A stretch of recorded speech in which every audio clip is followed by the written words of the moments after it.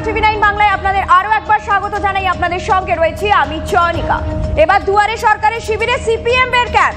জলপাইগুড়িতে একাধিক দুয়ারে সরকারি শিবিরে ক্যাম্প করলো সিপিএম।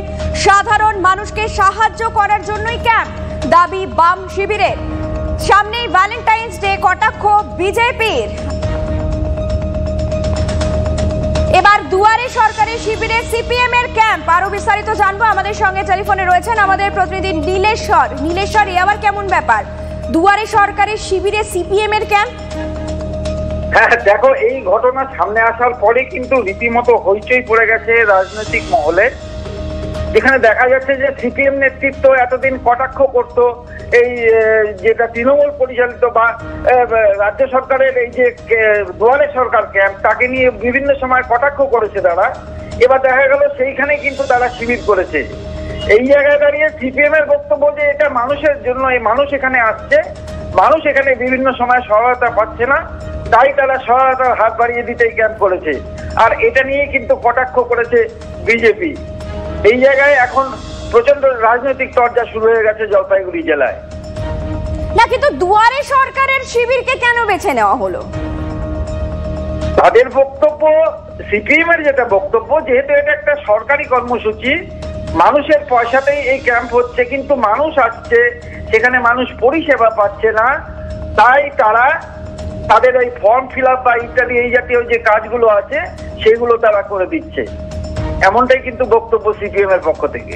ধন্যবাদ নীলেশ্বর। কথা বলছিলাম আমাদের প্রতিনিধি নীলেশ্বরের সঙ্গে। স্থানীয় সিপিএম এবং তৃণমূল নেতৃত্ব কি বলছে আপনাদের শোনাবো। দুয়ারে সরকার শিবির চলছে, ফলে মানুষ হচ্ছে সরকারি সুযোগ সুবিধা পাবে, মানুষের ট্যাক্সের টাকা দিয়েই এটা হয়। ফলে মানুষকে সাহায্য করবার জন্য আমরা আমাদের পার্টির পক্ষ থেকে এই দুয়ারে সরকার ক্যাম্পের পাশেই আমরাও একটা সহায়তা কেন্দ্র আমরা খুলেছি। এটা সিপিএম বুঝে গেছে, তো সেই কারণে ওরা চিন্তা করে নিয়েছে যে মমতা বন্দ্যোপাধ্যায়ের এই মানুষের উপকার বা পশ্চিমবঙ্গের এই উন্নয়নকে সাধুবাদ জানানোর জন্য ওরা বিভিন্ন জায়গায় বিভিন্ন ক্যাম্প করে ওরা মানুষের পরিষেবা দেওয়ার জন্য বিভিন্ন দুয়ারে সরকারে ওরা ফর্ম ফিল আপ করছে। আমরা তৃণমূল কংগ্রেসের পক্ষ থেকে আমরা ওদেরকে ধন্যবাদ জানাই। এবার দুয়ারে সরকারের শিবিরের পাশে সিপিএম এর ক্যাম্প। আমাদের সঙ্গে টেলিফোনে রয়েছেন সিপিএম নেতা সুজন চক্রবর্তী। সুজন বাবু, আপনাকে স্বাগত জানাই। এটা তো একেবারে অভিনব উদ্যোগ যে দুয়ারে সরকার শিবিরের পাশে চলছে সিপিএম এর ক্যাম্প। আপনি এই উদ্যোগকে কিভাবে দেখছেন বা কি বলবেন? অভিনব মনে করছেন কেননা রাজ্যটাকে একটা অভিনব জায়গায় নিয়ে যাওয়া হয়েছে। সরকারি প্রকল্প মানে সবার, সেখানে তৃণমূলের বাহিনী যদি থাকে তো আমাদের অন্য সমর্থক তারা থাকবে না কেন? তারা কি বেসরকারের লোক নাকি সব?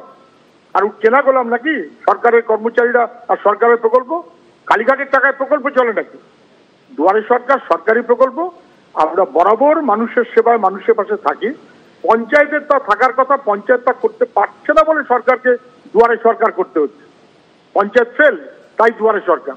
এবং যেহেতু পঞ্চায়েত ফেল, তাহলে মানুষের পরিষেবা যাতে ব্যাহত না হয়, আমাদের লোকেরা ক্যাম্প করে তাদের সাহায্য করছেন।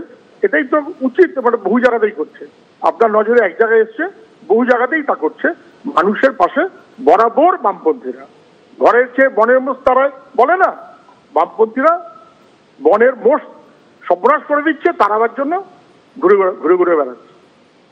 ধন্যবাদ সুজন বাবু। কথা বলছিলাম সিপিএম নেতা সুজন চক্রবর্তীর সঙ্গে। এবার দুয়ারে সরকারের পাশেই সিপিএম এর ক্যাম্প। জলপাইগুড়িতে একাধিক দুয়ারে সরকারের শিবিরে ক্যাম্প করলো সিপিএম। সাধারণ মানুষকে সাহায্য করার জন্যই ক্যাম্প, দাবি করছে বাম নেতৃত্ব। এবং সুজন বাবু এও দাবি করছেন যে শুধুমাত্র যে জলপাইগুড়িতে এই ঘটনা ঘটছে এমন নয়, রাজ্যের বিভিন্ন প্রান্তে নাকি এইভাবেই দুয়ারে সরকারের ক্যাম্পের পাশেই চলছে সিপিএম এর ক্যাম্প। মানুষকে পরিষেবা দেওয়ার জন্য এই ধরনের উদ্যোগ নেওয়া হয়েছে বলেও দাবি করছেন তিনি। বিজেপি নেতা জগন্নাথ চট্টোপাধ্যায় এই মুহূর্তে আমাদের সঙ্গে রয়েছে। দুয়ারে সরকারি শিবিরের পাশেই সিপিএম এর ক্যাম্প, আপনি বিষয়টিকে কিভাবে দেখছেন? একটু স্বাভাবিক বিষয় আছে, মানে এখন তো জলপাইগুড়িতে দুয়ারে সরকারে আপনারা ক্যাম্পের কথা বলছেন, কিন্তু দুয়ারে দিদিমণি তো বিমান বসুরা আগেই করে এসছেন। দিদিমণির দুয়ারে গিয়ে তো মাছ ভাজা খেয়ে এসছেন, কফি খেয়ে এসছেন, সে তো আগেই সারেন্ডার তো আগেই করেছেন।